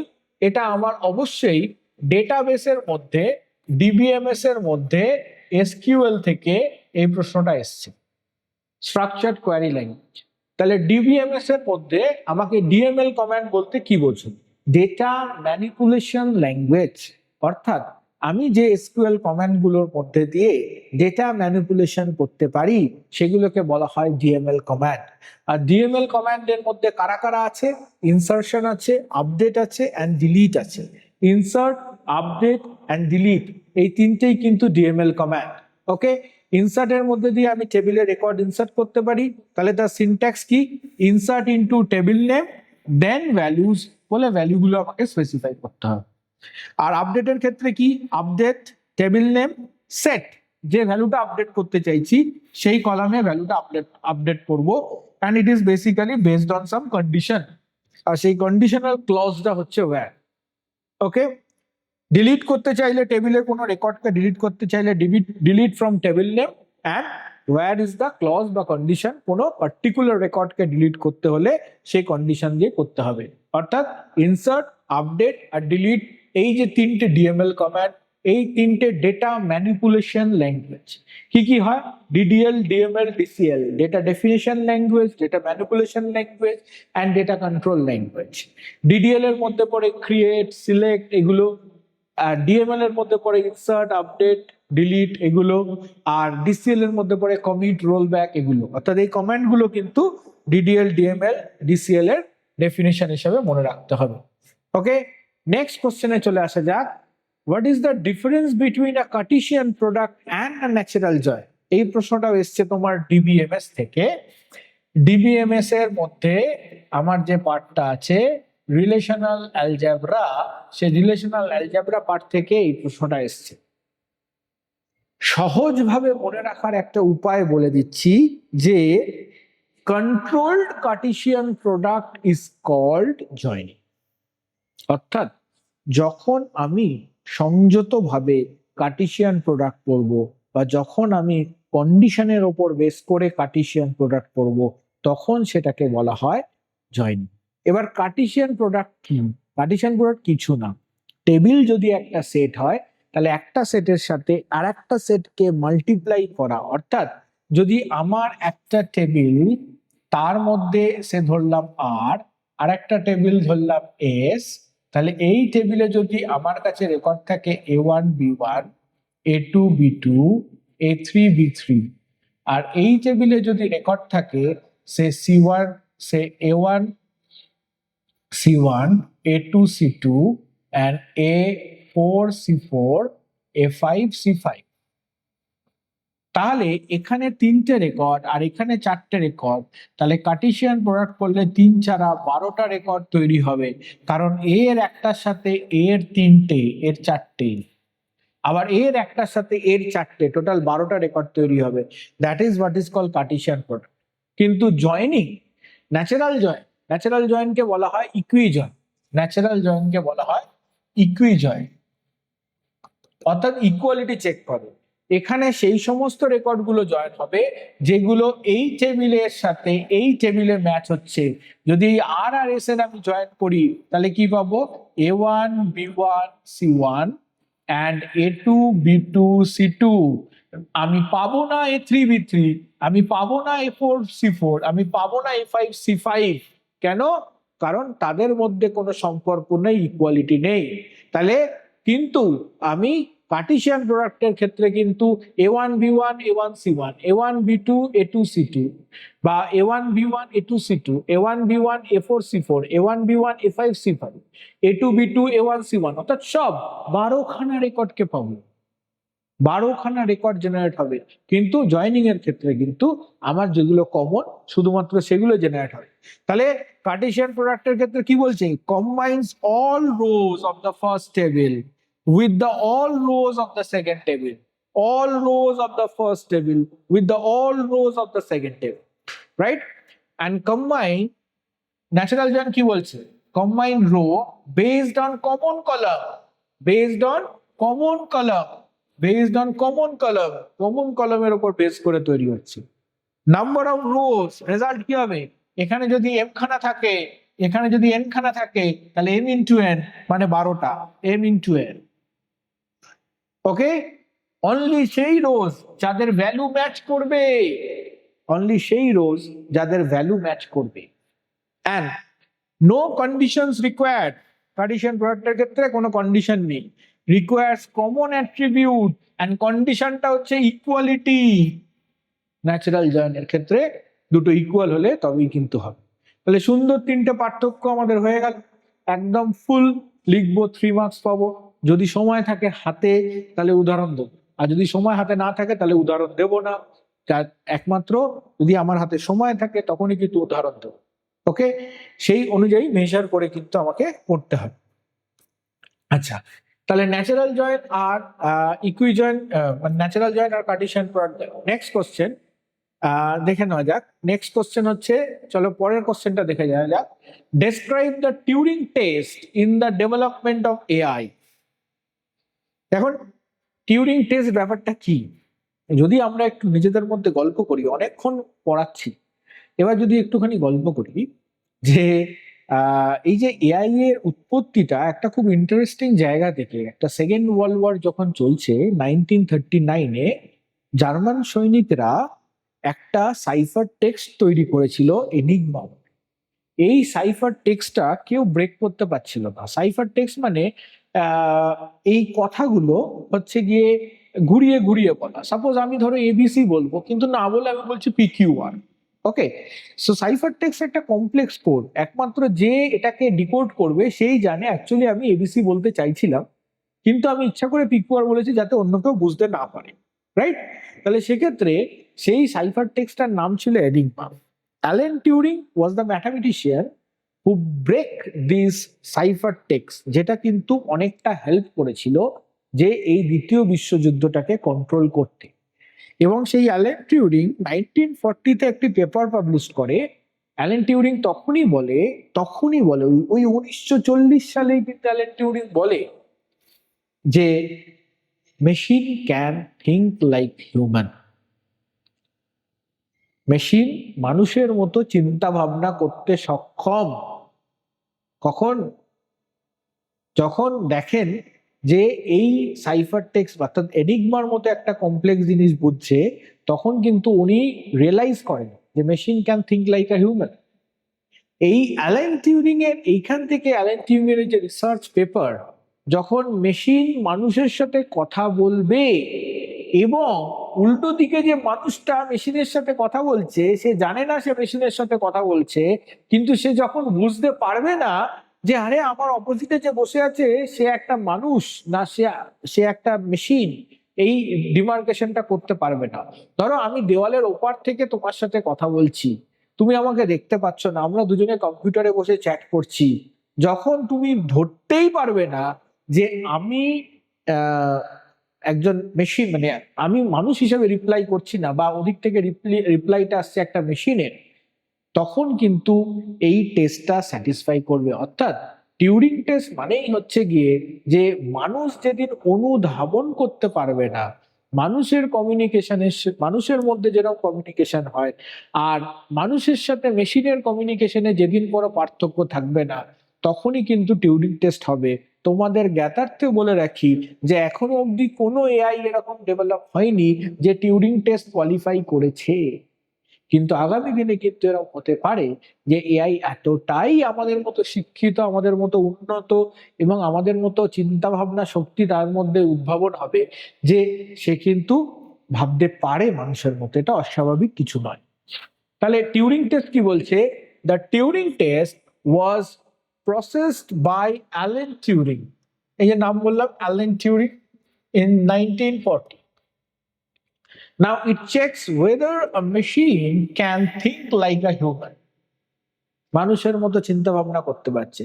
If a human judge cannot tell the difference between a human and a computer through the conversation, অর্থাৎ কথোপকথনের মধ্যে দিয়ে যখন পার্থক্য করতে পারছে না, the machine is said to be past the test. Okay? So the chatbot, they are trying to answer like a human. অর্থাৎ আমরা যে চ্যাটিং করি, some chatbot যেমন রেলনেট, সিরি, Alexa, there are so many chatbot out there. তারা মানুষের মতো act করার চেষ্টা করে, কিন্তু still now they have some limitation. যখন এই লিমিটেশনটা ওভারকাম করবে তখন তারা টিউরিং টেস্ট পাস করবে। তাহলে Turing test was proposed by Alan Turing. কবে? in 1940. It checks whether a machine can think like a human.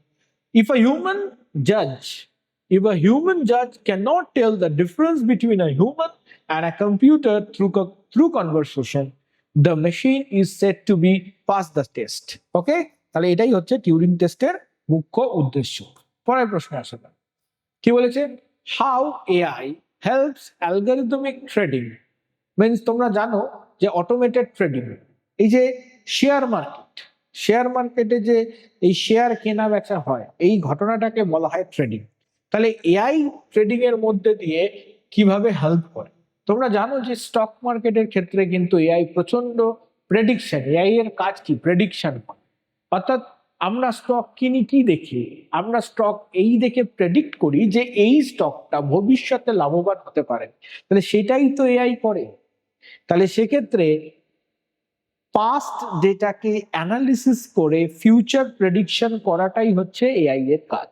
এক্ষেত্রেও এই একই জিনিস হয়, analyse large market data quickly. অনেক ডেটাকে একসাথে অ্যানালাইজ করতে পারে। Makes faster decision without any human emotion. যেখানে হিউম্যানের কোনো বায়াসনেস থাকে না, এটা আমার পছন্দের, এই কোম্পানিটা আমার পছন্দের, এই কোম্পানির সাথে আমার বায়াসনেস আছে, বা এই কোম্পানিটা আমাকে কোনোভাবে উপকৃত করেছে, এই কোম্পানিটার হয়ে সত্যি না হলেও আমি মিথ্যে বলবো, এইরকম ধরনের কোনো মিসজাজমেন্টাল থাকে না। Without emotion, reduce risk and use prediction model. একটা প্রেডিকশন মডেল ইউজ করে কিন্তু দেয়। এখন কিন্তু অনেক এআই অ্যাপ্লিকেশন বেরিয়ে গেছে যেগুলো ট্রেডিং এর কাজে ব্যবহার করা হচ্ছে। তাই জন্য ট্রেডিং এর ক্ষেত্রে কিন্তু এআই এর একটা ভাস্ট অ্যাপ্লিকেশন আছে। ওকে, তাহলে এগুলো গেল হচ্ছে আমার 3 নম্বরের প্রশ্নে। এবার আমরা চলে আসবো বড় প্রশ্ন, অর্থাৎ 5 নম্বরের প্রশ্ন। ওকে, 5 নম্বরের প্রশ্নের মধ্যে এই যে শিডিউলিং অ্যালগরিদম তোমাদের একটা থাকতেই পারে। আমি তোমাদের অবশ্যই বলবো যে অলরেডি দেখবে এই ইউটিউব চ্যানেলেই আমাদের যে 4th সেমিস্টারের অপারেটিং সিস্টেমের ভিডিওর মধ্যে প্রতি কটা শিডিউলিং কিন্তু অঙ্ক করে ডেসক্রাইব করা আছে। এখানে যেমন আমরা ইউজ করছি এসজেএফ শিডিউলিং, কিন্তু তোমরা অবশ্যই সেক্ষেত্রে কিন্তু ভালো করে এসজেএফ মানে শর্টেস্ট জব ফার্স্ট শিডিউলিং আমরা এখানে ইউজ করছি।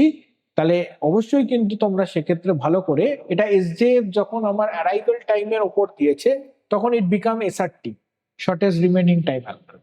ওকে, তাহলে সেক্ষেত্রে তোমরা কিন্তু অবশ্যই ভালো করে সেই অ্যালগরিদম গুলো দিয়ে দেবে। এটাকে বলা হয় primitive SJF. Okay, so basically this SJF is primitive SJF. Okay, now এখানে আমাকে প্রবলেমটা দিয়ে এরকম প্রসেস দেওয়া থাকবে, অ্যারাইভাল টাইম দেওয়া থাকবে, বাস টাইম। অ্যারাইভাল টাইম মানে কখন এসছে, বাস টাইম মানে সে কতক্ষণ এক্সিকিউট করবে, এটা হচ্ছে তার। এবার ধরে নাও যে আমার কাছে এটা ন্যাট চার্টটা কিভাবে আমি করব। এই দেখো ন্যাট চার্টটা আমার এখানে করাই আছে। প্রথম 0তে এসছে প্রসেস P1, তাহলে P1 0-তে অ্যারাইভ করেছে, অ্যান্ড P1 কতক্ষণ কাজ করবে? যতক্ষণ না P2 অ্যারাইভ করছে। P2 কততে অ্যারাইভ করছে? P2 4-এ অ্যারাইভ করছে। কিন্তু এখন দেখা যাচ্ছে যে P2 4-এ অ্যারাইভ করলো, ততক্ষণে P1 এর 4 সেকেন্ড কাজ হয়ে গেছে আর 2 সেকেন্ড পড়ে আছে। তাহলে P2 যে অ্যারাইভ করলো তার CPU burst time 10 unit second আর P1 এর হচ্ছে 2 ইউনিট সেকেন্ড। মানে কি দাঁড়ালো? কার রিমেনিং টাইম কম? অবশ্যই P1 এর রিমেনিং টাইম কম আর 2 সেকেন্ড বাকি আছে। তাহলে আমি কাকে সুযোগ দেব? 10কে না 2কে? যার কম তাকে সুযোগ দেব, অর্থাৎ আবার আমি P1 কে সুযোগ দিলাম। তাহলে P1 6-এ সিস্টেমটাকে ছেড়ে দিই। এবার 6-এ মিনওয়াইল 6-এ সিস্টেমটাকে ছাড়ার আগে তোমরা ভালো করে দেখো 5-এ কে এসছে? আবার P3 এসছে। তাহলে P3 সিপিইউ বার্স্ট টাইম কত? 4। তাহলে এখানে যদি আমি 5-এর নিরিখে দেখি তাহলে 1 সেকেন্ড কাজ করবে। তাহলে P1 এর পরে থাকবে 1, P2 এর পরে থাকবে 10 আর P3 এর পরে থাকবে হচ্ছে 4। তাহলে 1 4 10, তার মধ্যে 1 ছোট, মানে P1ই পাবে। অর্থাৎ 6-এ গিয়ে ফাইনালি P1 জায়গাটাকে রিলিজ করবে। P1 এর সেখানে 4 পড়ে আছে আর P2 এর P3 এর সেখানে 4 পড়ে আছে আর P2 এর 10 পড়ে আছে। তার মানে ছোট কে? অবশ্যই P3। তাহলে কে চান্স পাবে? P3 will get the chance. তাহলে P3 চান্স পেল। আবার সাথে দেখো knocking the door K? P4। কিন্তু তাহলে 5 থেকে 7 মানে 2 সেকেন্ড কাজ করলো, তাহলে এর কত পড়ে আছে? 2। তাহলে P2 এর পড়ে আছে 10, এর পড়ে আছে 2 আর এর পড়ে আছে 4। তাহলে কার রিমেনিং টাইম কম? তাহলে রিমেনিং টাইম কম হচ্ছে গিয়ে P3 এর। তাহলে P3 এর রিমেনিং টাইম কম মানে P3 কিন্তু কাজ করবে। ওকে, তাহলে P3 যখন কাজ করবে তাহলে 6-এ P3 ধরেছিল, নাও P3 4 টোটাল 4 কাজ করে 10-এ P3 ছেড়ে দিল। নাও P3 যখন ছেড়ে দিল তখন P3 ছেড়ে দেওয়ার পর আমার সেক্ষেত্রে এবার ধরলো কে ঢুকবে? কে? এই দুজন পড়ে আছে, কে? 10 আর 4। তাহলে কে ঢুকবে? তাহলে অবশ্যই আমার 4 ঢুকবে, অর্থাৎ P4 ঢুকলো। তাহলে P4 ঢুকলো, আর P4 ঢোকার পরে আমার কাছে P4 4 সেকেন্ড কাজ করলো মানে 14, তারপর P2 বাকি যে 10 সেকেন্ড আছে কাজ করলো 24। সবসময় মনে রাখবে এই বাস টাইম গুলো যোগফল, মানে 6 আর 10-এ 16 আর 8-এ 24, আর লাস্টে কিন্তু এখানে 24 আসবে, না এলেই কিন্তু কোথাও একটু ভুল আছে। আচ্ছা, তাহলে এই যে প্রসেস হলো, এই প্রসেসের নাও P1 এর কমপ্লিশন টাইম কত? City for completion time. City for completion time. P1 কখন শেষ হয়েছে? ছবিতে দেখো 6-এ শেষ হয়েছে। P2 কখন শেষ হয়েছে? ওই 24-এ শেষ হয়েছে। 24-এ শেষ হয়েছে। P3 কখন শেষ হয়েছে? দেখো 10-এ শেষ হয়েছে। 10-এ শেষ হয়েছে। P4 কখন শেষ হয়েছে? 14-তে শেষ হয়েছে। দেখো 14-তে শেষ হয়েছে, কারণ P2 14-তে ঢুকেছে। অ্যারাইভেল টাইম কত? অ্যারাইভেল টাইম হচ্ছে P1 এর কত? 0, এর 4, এর 5, এর 7। তাহলে completion time minus arrival time, এটা হচ্ছে টোটাল টার্ন অ্যারাউন্ড টাইম। কখন কাজ শেষ হয়েছে, কখন অ্যারাইভ করেছে। তাহলে 6 মাইনাস 0 6, 20 মাইনাস 24 মাইনাস 4 20, 5 7, অর্থাৎ এদের যে টোটাল যোগফলটা এটাই হলো গিয়ে turn around time. Turn around time কি? 20 আর 6 26 আর 7 আর 5 12, 26 আর 12 হচ্ছে গিয়ে আমার কাছে এখানে 38। ওকে, 7 আর 5 12 বাই 12 32 38। কটা প্রসেস আছে? 4টে প্রসেস আছে। যদি করি 38/4, তার মানে 4 নং 36, 4 5 20, 9.5 ইউনিট সেকেন্ড হচ্ছে অ্যাভারেজ টার্ন অ্যারাউন্ড টাইম। চলো ওয়েটিং টাইমটা ক্যালকুলেট করে নেওয়া যাক। ওয়েন ইজ দ্য P1 এর টোটাল টার্ন অ্যারাউন্ড টাইম কত? টোটাল টার্ন অ্যারাউন্ড টাইম, আর এটা হচ্ছে গিয়ে আমাদের কাছে এই বাস টাইম, অর্থাৎ টোটাল টার্ন অ্যারাউন্ড টাইম কত? 6, বাস টাইম কত? 6। বাস টাইম মানে এই যে এটাকে বলছে burst time, CPU burst time. Okay, burst time, BURST, burst time. তাহলে 6 মাইনাস 6 কত? Waiting time 0। P2 এর কত? P2 শেষ, P2 এর টোটাল টার্ন অ্যারাউন্ড টাইম কত? 20। এই যে এখান থেকে বেরিয়েছে, টোটাল টার্ন অ্যারাউন্ড টাইম হচ্ছে গিয়ে 20, আর বাস টাইম হচ্ছে গিয়ে টোটাল টার্ন অ্যারাউন্ড টাইম হচ্ছে 24। টোটাল টার্ন অ্যারাউন্ড টাইম হচ্ছে গিয়ে 24 আর বাস টাইম হচ্ছে গিয়ে 10। বাস টাইম হচ্ছে গিয়ে 10, তাহলে এখানে হয়ে গেল আমার 14। ওকে, কারণ শেষ হয়েছে হচ্ছে গিয়ে টোটাল টার্নারাউন্ড টাইম হচ্ছে 20। টোটাল টার্নারাউন্ড টাইম হচ্ছে 20। আমরা এখানে ক্যালকুলেট করেছি টোটাল টার্নারাউন্ড টাইম লাইক 20। ওকে, টোটাল টার্নারাউন্ড টাইম হচ্ছে গিয়ে আমার কাছে 20, অলরেডি আমরা ক্যালকুলেট করেছি যে 20, এই যে 20, আর শেষ হয়েছে কখন, মানে বাস টাইম কত, 10। তাহলে ওয়েট করেছে কতক্ষণ, ওয়েট করেছে 10। P3 এর ক্ষেত্রে টোটাল টার্নারাউন্ড টাইম কত ক্যালকুলেট করেছি, 5। এসছে মানে বাস টাইম কত, 4।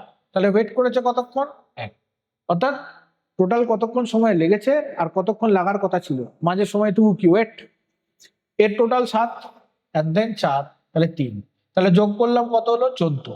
তাহলে 14/4, 3.5 হচ্ছে অ্যাভারেজ ওয়েটিং টাইম। তাহলে এখানে তোমার কাছে অ্যাভারেজ ওয়েটিং টাইমটাই জানতে চেয়েছে। টোটালটাই আমার 5 থাকবে, এটা করতে পারলে 5 এ 5। জিনিসটা খুব সোজা, ধরে ধরে করা। যদি FCFS দেয় আরো সোজা, যদি নর্মাল অ্যারাইভেল টাইম ছাড়া SJF দেয় তাহলে আরো সোজা। ঠিক আছে, তাহলে সেক্ষেত্রে একবার ওই আগের ভিডিওগুলো কিন্তু দেখে নিতে হবে। ওকে, নাও এটা হয়ে গেল আমার। Next question, what is contiguous memory allocation, non contiguous memory allocation, and write the advantages and disadvantages of variable partitioning.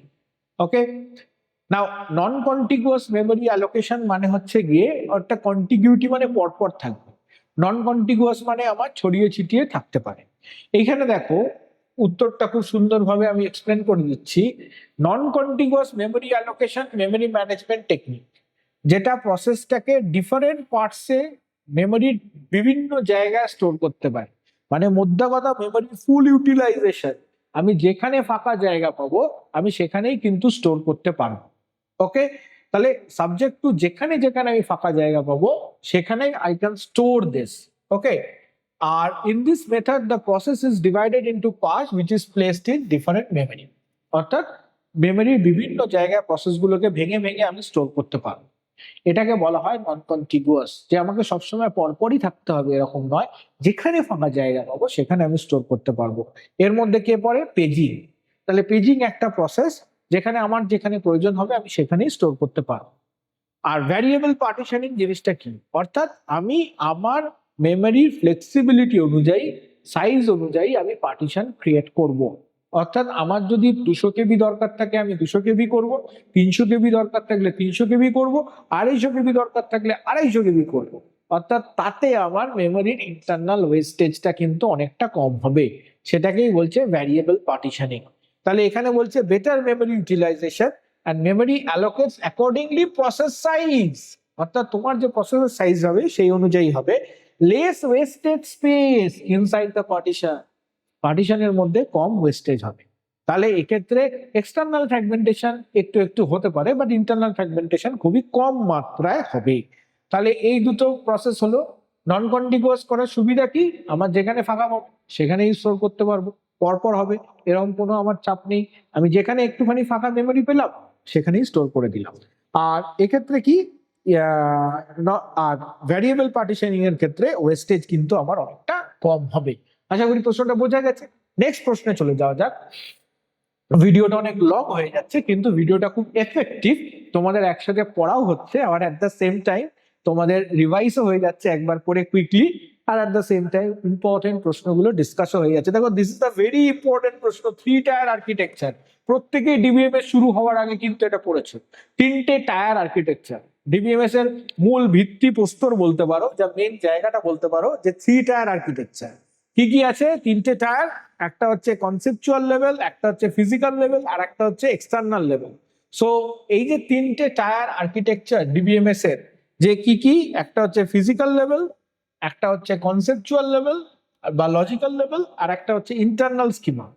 This is internal schema বা physical level, this is conceptual schema, and this is call external schema. অর্থাৎ end ইউজাররা external স্কিমায় হচ্ছে conceptual লেভেলে physical two external এর মধ্যে mapping করতে সাহায্য করছে। অর্থাৎ আমরা এই ক্ষেত্রে এন্ড ইউজাররা কি করছে, এই ভিউ লেভেল, অর্থাৎ ডিবিএমএস যারা আমরা অ্যাপ্লিকেশন ইউজ করছি, আমরা একটা ইন্টারফেস পাচ্ছি, সেখানে আমরা কমেন্ট লিখছি, সেই কমেন্টগুলো কনসেপচুয়াল লেভেল, ফিজিক্যাল লেভেলে বা ডিস্ক হার্ড ডিস্কের মধ্যে স্টোর করছে। এই তিনটে জিনিস কিন্তু এখানে খুব ইম্পর্টেন্ট, যে কি কি আবারও বলছি, যে ফার্স্ট এক্সটার্নাল লেভেল, 3 টায়ার আর্কিটেকচারের মধ্যে আসছে external level, conceptual level and physical level, conceptual level and physical, 3 level. তাই জন্য এটাকে বলা হয় 3 টায়ার আর্কিটেকচার। এক্সটার্নাল লেভেল কি? সিন বাই ইউজার, মানে আমরা দেখতে পাচ্ছি। Each user sees only required data, provide security. Okay.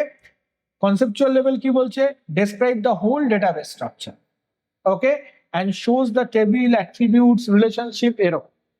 R does not store physical details of it. R internal level কি বলছে?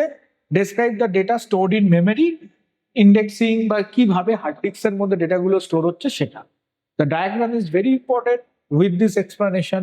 খুব সুন্দর করে, খুব কনসাইজ ভাবে এটা লেখা আছে। জাস্ট এরকম ভাবে লিখে দিয়ে এলেই কিন্তু আমরা এটাতে একদম ফুল মার্কস। কোনো এখানটায় খুব ইম্পর্টেন্ট প্রশ্ন। নাও ইয়ার ডায়াগ্রাম, এটা একটা ছোট্ট ইয়ার ডায়াগ্রাম নেওয়া হয়েছে। ইয়ার ডায়াগ্রামের কম্পোনেন্ট গুলো কিন্তু মনে রাখতে হবে, that is very important. Year diagram এটা বলেছে যে একটা হসপিটাল ম্যানেজমেন্ট ইয়ার ডায়াগ্রাম এখানে তৈরি করে। ইয়ার ডায়াগ্রামের এই বক্সগুলোকে কি বলা হয়? এন্টিটি। এগুলোকে কি বলা হয়? অ্যাট্রিবিউট। আর এগুলোকে কি বলা হয়? রিলেশন। ওকে। অর্থাৎ এন্টিটি টেবিলটাকে রিপ্রেজেন্ট করে, like number, like name, like insurance, like data, date admitted, check in, কবে ডেটা, মানে কবে সে হসপিটালে ভর্তি হয়েছে। আর কি? ডক্টরস হচ্ছে একটা entity. Patient, doctors and test, এদের মধ্যে একটা রিলেশনশিপ তৈরি হয়েছে। পেশেন্ট ডক্টরের আন্ডারে অ্যাডমিশন নিয়েছে অ্যান্ড পেশেন্টের টেস্ট লগ হয়েছে অ্যান্ড সেই টেস্টটা করেছে বাই ডক্টর। অর্থাৎ এই যে রিলেশনশিপ গুলো, এন্টিটি গুলোর মধ্যে রিলেশনশিপ তৈরি করাটাকে বলছে এন্টিটি রিলেশনশিপ। এখান থেকে অনেক ধরনের প্রশ্ন আসতে পারে। উইক এন্টিটি কাকে বলে? এটা একটা প্রশ্ন। উইক এন্টিটির উদাহরণ দাও, এটা একটা প্রশ্ন। খুব ইম্পর্টেন্ট প্রশ্ন কিন্তু এন্টিটি রিলেশনশিপ থেকে আসতে পারে। অ্যাট্রিবিউট নিয়ে প্রশ্ন আসতে পারে। মাল্টি ভ্যালুড অ্যাট্রিবিউট কাকে বলে? এটা একটা প্রশ্ন। সিঙ্গেল ভ্যালুড অ্যাট্রিবিউট কাকে বলে? এটা একটা প্রশ্ন। কম্পোজিট অ্যাট্রিবিউট কাকে বলে? এটা একটা প্রশ্ন। এই প্রশ্নগুলো কিন্তু আসতে পারে। তো এন্টিটি রিলেশনশিপ ডায়াগ্রাম আঁকাটা কিন্তু শিখতে হবে। অর্থাৎ আমার একটা এন্টিটির সাথে আর একটা এন্টিটির রিলেশনশিপটা কিন্তু বুঝতে হবে, বুঝে এটাকে আঁকতে হবে। ওকে। নাও নেক্সট প্রশ্নে আসা যাক, যে what is the minimal super key and why? Candidate কিকে মিনিমাল সুপার কি বলে? সুপার কি হচ্ছে গিয়ে সেট অফ অ্যাট্রিবিউট যেগুলো ইউনিকলি আইডেন্টিফাই করতে সাহায্য করে। ওকে। যে কোনো জিনিস যেটা ইউনিকলি আইডেন্টিফাই করতে সাহায্য করে।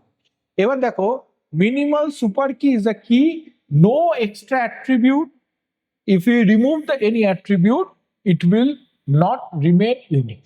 তাহলে এমন কোনো অ্যাট্রিবিউটকে যদি আমি রিমুভ করে দিই তাহলে সেটা। আর মিনিমাল ক্যান্ডিডেট কি ইজ কল্ড প্রাইমারি কি। ওকে।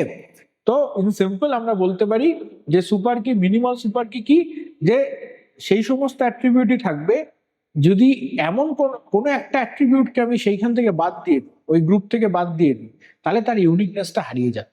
এই সেট অফ অ্যাট্রিবিউটকে বলা হয় মিনিমাল সুপার কি। আর এদের মধ্যে যদি এমন হয় যে কোনো এই এতগুলো অ্যাট্রিবিউটের মধ্যে কোনো একটা অ্যাট্রিবিউট যে গোটা টেবিলকে আইডেন্টিফাই করতে পারছে, সেই হচ্ছে প্রাইমারি কি। So minimal super key is call candidate কি, আর মিনিমাল ক্যান্ডিডেট কি ইজ কল প্রাইমারি কি। খুব সহজে মনে রাখার জন্য বলে দিই। আচ্ছা, এইবারে নেক্সট প্রশ্ন আসা যাক, যে এটা আমাকে একটা রিলেশন অ্যালজেব্রা দিয়ে দিয়েছে, অর্থাৎ আমাকে ডিবিএমএস থেকে এখানে দুটো প্রশ্ন করতে হতে পারে। এটা রিলেশনাল অ্যালজেব্রা লিখতে দিয়েছে সেট ডিফারেন্স। সেট ডিফারেন্স লেখা খুব সোজা। রিলেশনাল অ্যালজেব্রা, যদি এটা আমার একটা রিলেশন আর হয়, সে আমি যদি বলি যে এটা আমার একটা রিলেশন এস এন্ড এটা আমার একটা রিলেশন আর। এখন যদি আমি এখানে করছি আর মাইনাস এস, তাহলে এটার থেকে এটা বিয়োগ যাবে, তাহলে যেগুলো কমন সেগুলো বাদ যাবে। কমন কি দেখো, এটা ম্যাচ করে গেল, চলো কমন। আচ্ছা, আর কি ম্যাচ করলো?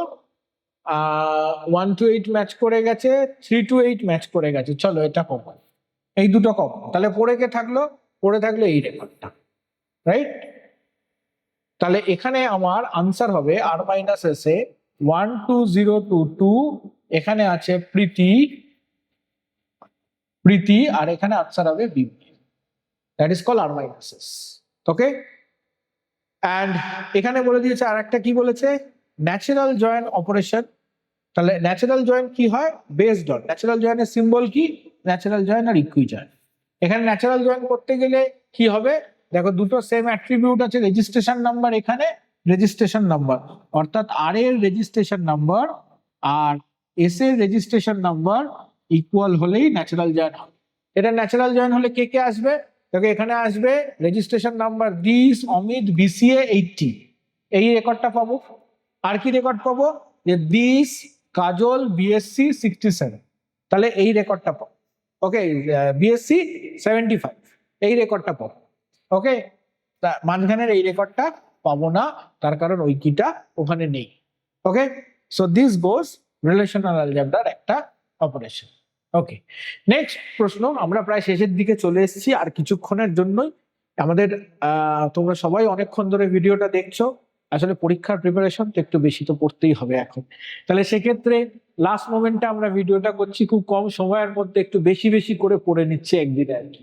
নাও এটা তো আমরা প্রত্যেকে ইউজ করি, প্রত্যেকে জানি what is chatbot and what is the working process of CNN. Okay, CNN মানে convolution neural network. Deep neural নেটওয়ার্কের সময় আমি বলে দিয়েছিলাম, ওই কনসেপ্টটা মনে রাখলে প্রশ্নগুলো ঘুরে ফিরে বিভিন্ন জায়গার মধ্যে ঘোরাফেরা করবে।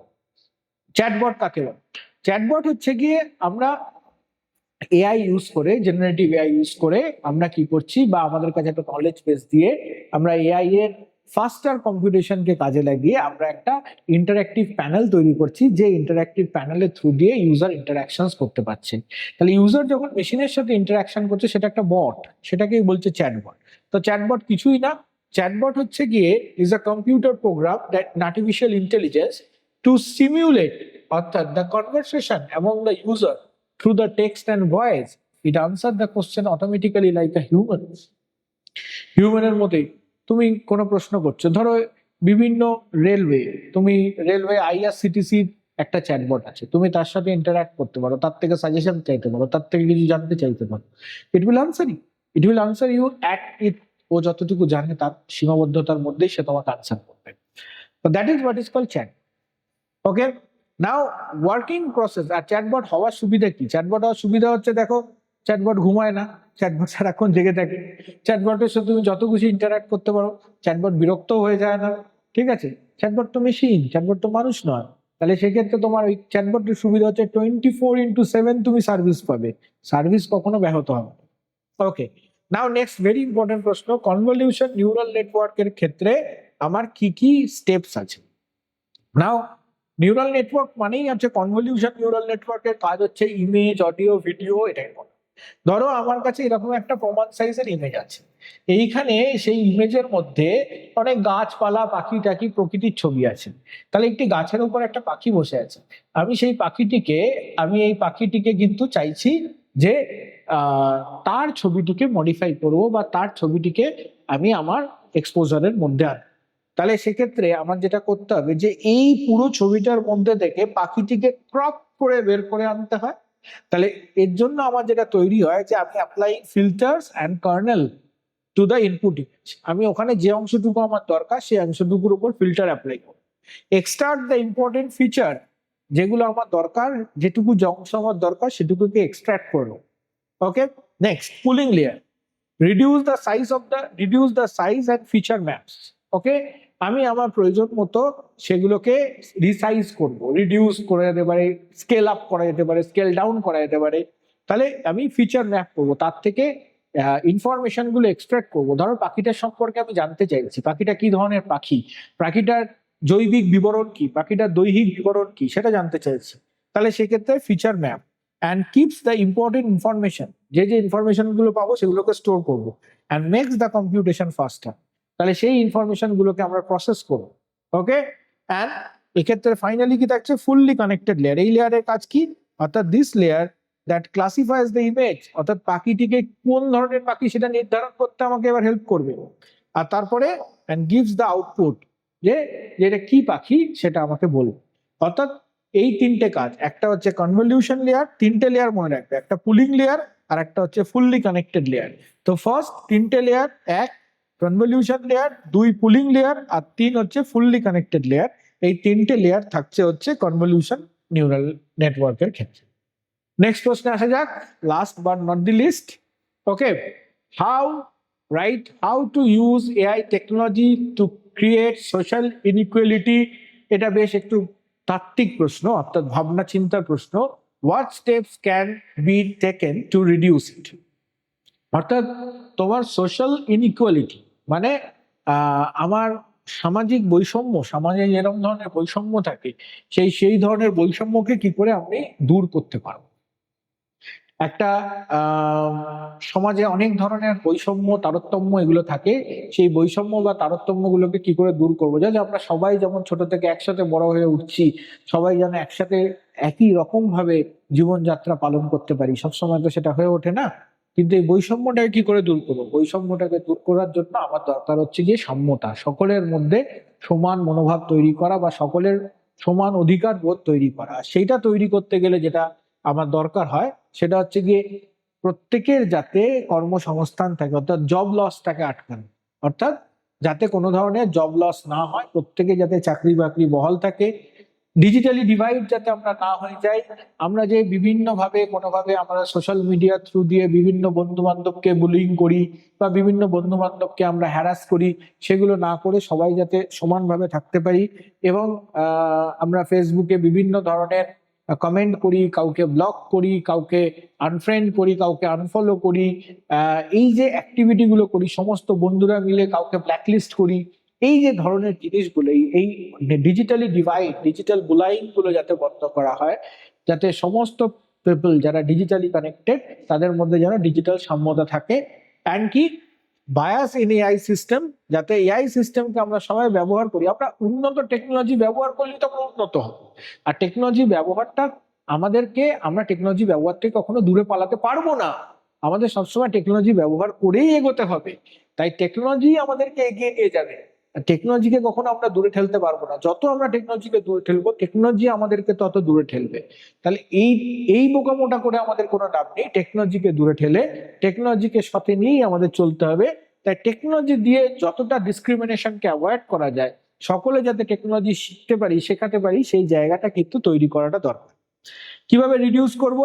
ডিজিটাল এডুকেশন সিস্টেম, সকলের মধ্যে এডুকেশন ছড়িয়ে দেওয়া, প্রত্যেকের হাতে মোবাইল আছে, এডুকেশন ছড়িয়ে দেওয়া হোক, তাহলে কিন্তু সকলেই এই ডিজিটালি এডুকেটেড হবে। আর কি ensure fair and unbiased system, সমাজে বিভিন্ন জায়গায় আমি এটা পেলাম না, আমি যোগ্য ছিলাম তাও পেলাম না, সেই জায়গাটাও যেন না থাকে। অর্থাৎ একটা আনবায়াস সিস্টেম, টোটালি ই গভর্নেন্স থেকে শুরু করে সমস্ত সিস্টেমটাকে একটা আনবায়াস সিস্টেম তৈরি করা, যেখানে যোগ্যতমর উদ্বর্তন হবে, যেখানে সমস্ত যোগ্যরাই কিন্তু থাকবে। এবং আরো একটা যেটা বড় ব্যাপার, যে যে যেটা পারে তার সেটার গ্রহণযোগ্যতা থাকবে। And make the technology accessible and affordable, সকলের ব্যবহারের সাথে সকলে যাতে ব্যবহার করতে পারে সেটা করে দেওয়া। অর্থাৎ টেকনোলজির ক্ষেত্রেও কিন্তু আমাদের সোসাইটির কথা ভাবতে হয়। অ্যান্ড অ্যাট দি এন্ড আমরা যেটা লাস্টলি বলবো, যে এন্টায়ারলি আমাদের মোটামুটি সমস্ত ধরনের all type of question answer discuss আমরা করলাম। And at the same time এখানে তোমরা আরো ভালো করে পড়াশোনা করো, আরো প্রিপারেশন করো। এই প্রশ্নগুলো একটা কিন্তু মডেল, মানে এই প্রশ্নগুলো মতো করে তোমরা আনসার লেখাটা প্র্যাকটিস করো বাড়িতে, আরো প্রশ্নগুলো কিন্তু ভালো করে প্র্যাকটিস করবে। And best wishes for your exam. Thank you very much for watching.